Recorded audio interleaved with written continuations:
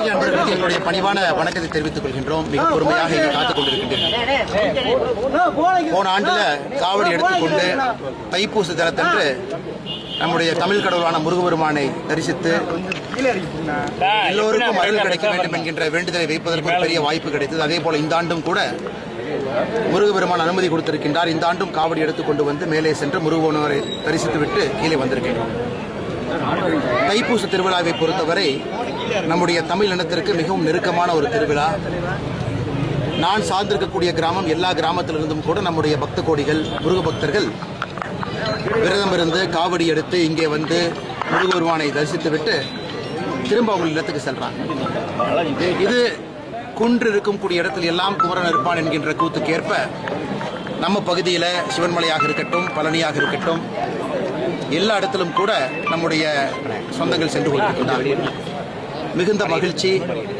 இந்த ஆண்டும் எல்லோருக்கும் பிரார்த்தனை செய்திருக்கின்றோம், வேண்டுதல் வைத்திருக்கின்றோம். தமிழக மக்கள் எல்லோரும் இன்பமாக, மகிழ்ச்சியாக, மன நிம்மதியோடு இந்த ஆண்டு வருகின்ற ஆண்டும் சிறப்பாக இருக்க வேண்டும் என்று. அதே நேரத்தில் நான் தனிப்பட்ட முறையில் காவடி எடுத்துக்கிட்டு படியில் போகும்பொழுது தனிப்பட்ட முறையில் ஒரு வேண்டுதலும் வைத்தேன். ஐயா ஹெச் ராஜா அவர்களுடைய உடல்நலம் முழுமையாக தேறி வர வேண்டும் என்கின்ற ஒரு வேண்டுதலோடு இன்று படியேறி இருக்கின்றோம்.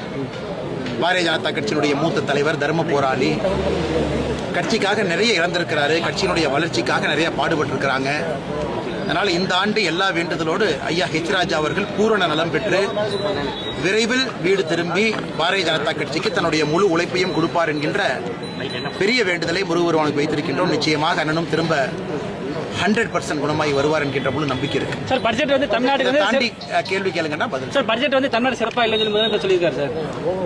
ஆனா நம்முடைய பட்ஜெட்டை பொறுத்தவரை இந்த ஆண்டு 53 லட்சம் கோடி ரூபாய் செலவு செய்திருக்கக்கூடிய பட்ஜெட்டு.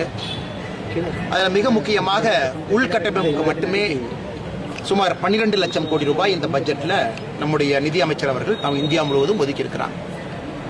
தமிழ்நாடை பொறுத்தவரை அடுத்த கட்டம் செல்வதற்கு என்ன தேவையோ, ஹைஸ்பீட் ரயில் சென்னையிலிருந்து பெங்களூர், சென்னையிலிருந்து ஹைதராபாத்தாக இருக்கட்டும், 1 கோடி தென்னை விவசாயிகள், அந்த மரமெல்லாம், தென்னை மரமெல்லாம் அடுத்த கட்டம் செல்வதற்கு தேவையான நிதி உதவி 1 கோடி தென்னை மர விவசாயிகளுக்கு நிதி ஒதுக்கி இருக்கிறாங்க. கேஷ்யூ, முந்திரி பருப்புக்கு ஒதுக்கி இருக்கிறாங்க. இதெல்லாம் கூட இந்தியா முழுவதும் நாட்டில் இருக்கக்கூடிய தென்னை விவசாயிகள், முந்திரி விவசாயிகளுக்கு பெரிய பயன் கிடைக்கும். ஆதிச்சநல்லூர், அங்க இருக்கக்கூடிய நம்முடைய தொன்மையை பறைசாற்றக்கூடிய பகுதிக்கு சிறப்பு நிதி ஒதுக்கி இருக்கிறாங்க. அதனால் இந்த பட்ஜெட்டை பொறுத்தவரை எல்லா ஆண்டும் தமிழகத்திற்கு உள்கட்டமைப்புக்கு அதிக நிதி ஒதுக்குறாங்களோ இந்த ஆண்டும் ஒதுக்கி இருக்கிறாங்க. அதனால் சிறந்த பட்ஜெட் தான், இந்தியா முழுமைக்கும் சிறந்த பட்ஜெட். வழக்கம் போல நான் காவடி வைத்துக் கொண்டு அரசியல் பேச விரும்பல, இன்னைக்கு அதுக்கான நேரம் இல்லை.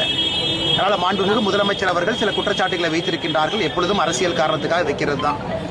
ஆனால் இந்த பட்ஜெட்டை முழுமையாக பார்க்கக்கூடிய எல்லா சொந்தங்களுக்கும் தெரியும், எல்லா ஆண்டும் எப்படி சிறப்பாக உள்கட்டமைப்பை மேம்படுத்தணுமோ இந்த ஆண்டும் அதே போல ஒரு பெரிய பட்ஜெட்டை நிர்மலா சீதாராமன் அவர்கள் கொடுத்திருக்கிறாங்க. அதே போல வோக்கல் ஃபார் லோக்கல் என்கின்ற அடிப்படையில் நம்முடைய காஞ்சிபுரம், நம்முடைய நெசவாள பெருமக்களுக்கு மரியாதை செலுத்தும் வகையில் அம்மையார் நிர்மலா சீதாராமன் அவர்கள் இன்று உடுத்தியிருந்தக்கூடிய சீலையும் கூட, சாரியும் கூட காஞ்சிபுரத்தினுடைய சாரி.